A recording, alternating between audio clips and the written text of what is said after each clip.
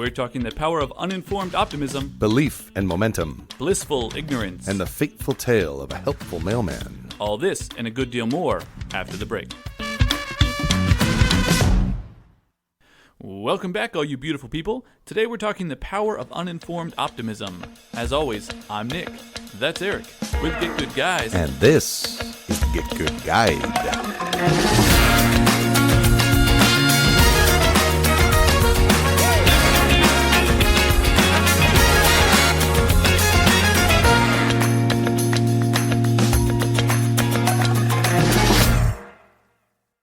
Well, hello there, everybody.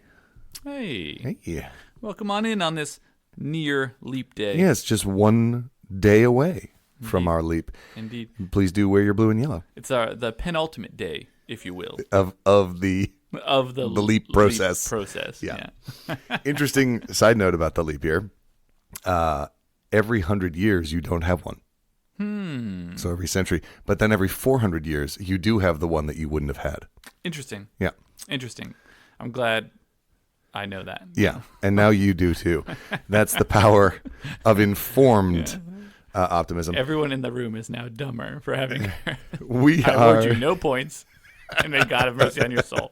The power of uninformed optimism. Now, what the heck are we talking about? Uninformed optimism here. That is a term perhaps we've heard before.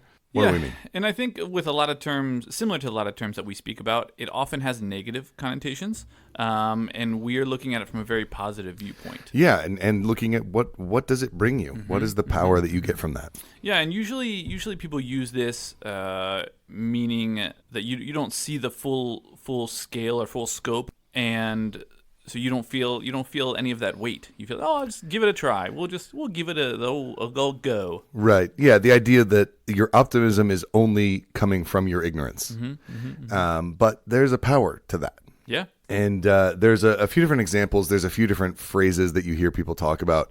One of my sort of favorite go-to as an exemplar of this power is when you talk to someone who has accomplished something, Sure. right? Something significant. Maybe they started a business and it's successful, or they've, I don't know, they've decided to have a child, or they're pursuing some, and you say, how's it going? Or it's good, and then I'll tell you, if I had known how much work it was going to be, I would never have done it. For sure. Well, and this is great because it's always after they've done something. Usually pretty great, pretty good. Yeah, and I think again that people kind of trot that out as it was a lot. It was a lot of work. It turned out to be a lot of work, right? But we talk so often about the failure to start as the single biggest detractor from accomplishment, whether it's gaining a skill or, pursuing a goal. If you don't start, it's real tough to finish. Very, very tricky. You put that on a pillow. We'll get our people to work on it. Audrey. We're going to have to hire Audrey at some point. There's going to have to be some job interviews. Audrey. What's your name? Not Audrey? Okay. Are you open to that? And so, there is power in belief. There is power in momentum. We talk so often about sports, and of course, like that's a known thing, right? The big mo, as it's called. Yeah. Sometimes even in politics.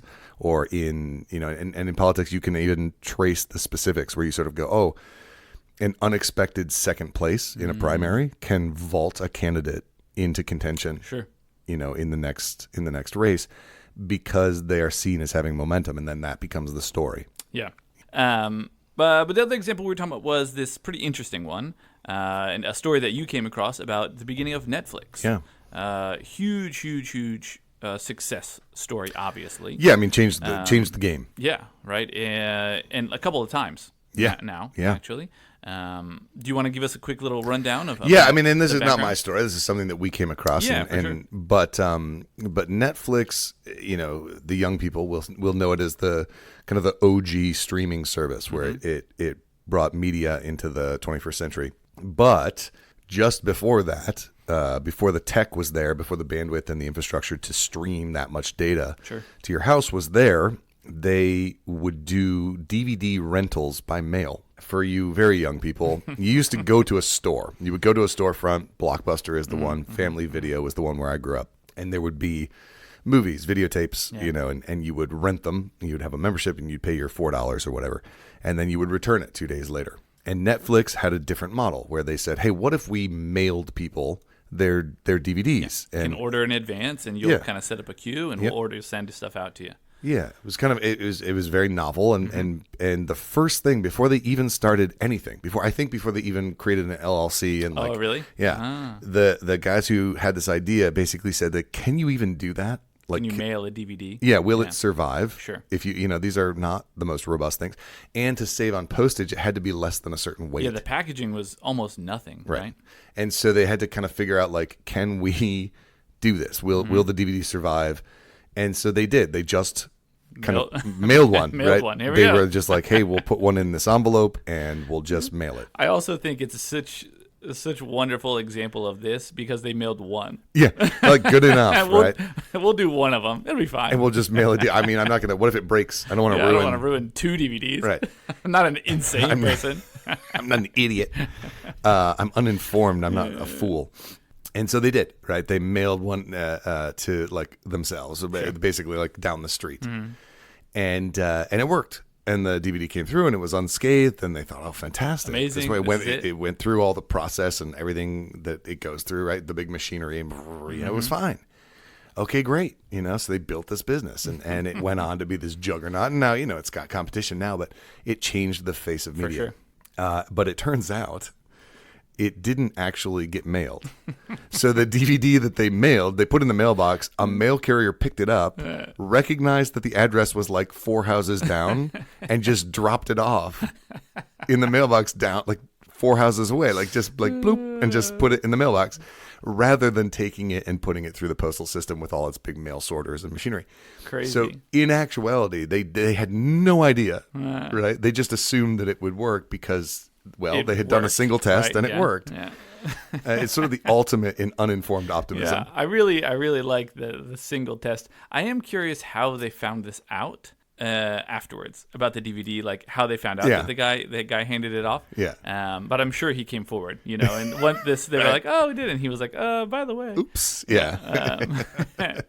You're welcome, I guess. Yeah, I guess that'll work. Right, because if they had mailed it and it broke, because I'm sure some break in the mail, then that's it, right? Then they're like, oh, well, it doesn't work. Move on to the next. We did one test, it didn't work, Yeah, and that's exactly. And then Netflix doesn't exist, or at least not from them. Whew. Yeah, so Blockbuster. Well, and then you always talk about like the famous stories of investments that people don't make. Like Blockbuster could have purchased Netflix at one point. Oh, really? There was like a deal in the works, and they couldn't get it worked out.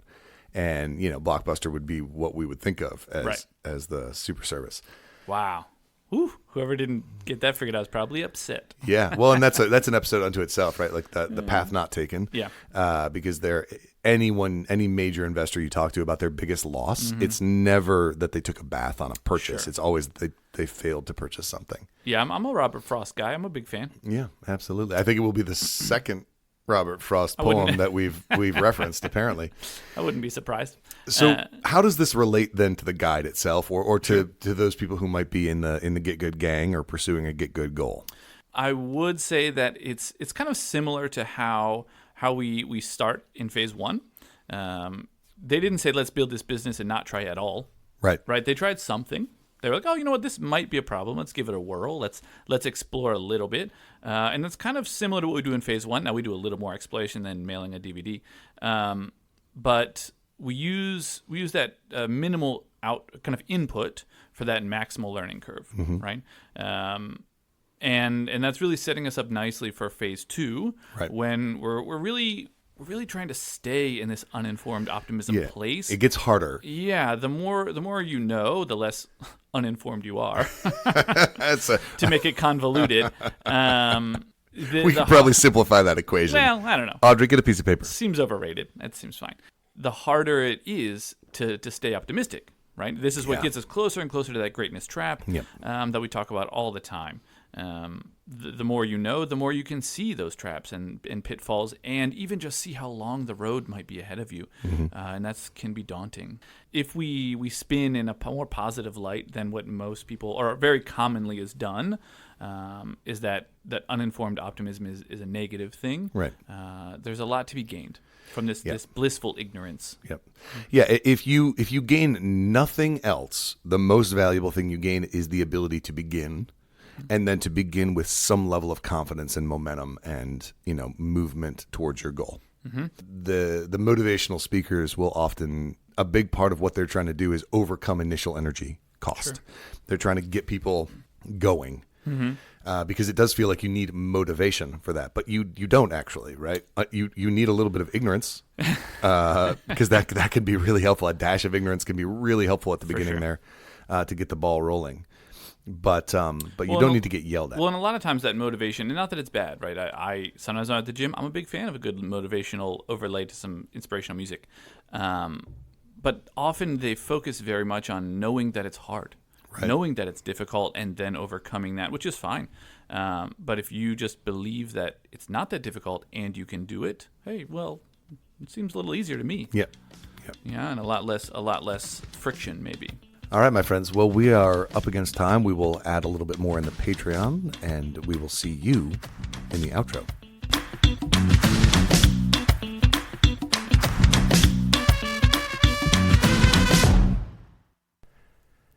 Well, gee, thanks, everybody.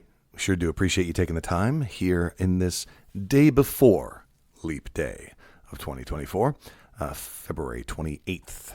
We will see you over at the Patreon. We are so delighted that you would consider supporting us. Patreon.com/GetGoodGuide. If you want to get a copy of the guide, please head over to the center of the Get Good Galaxy there at getgood.guide.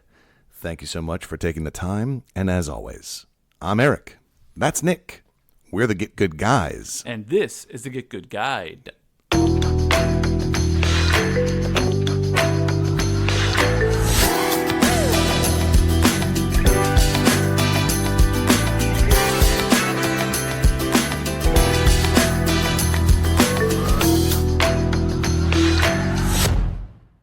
There's no time. There's no time. Get to the chopper. Get to the chopper.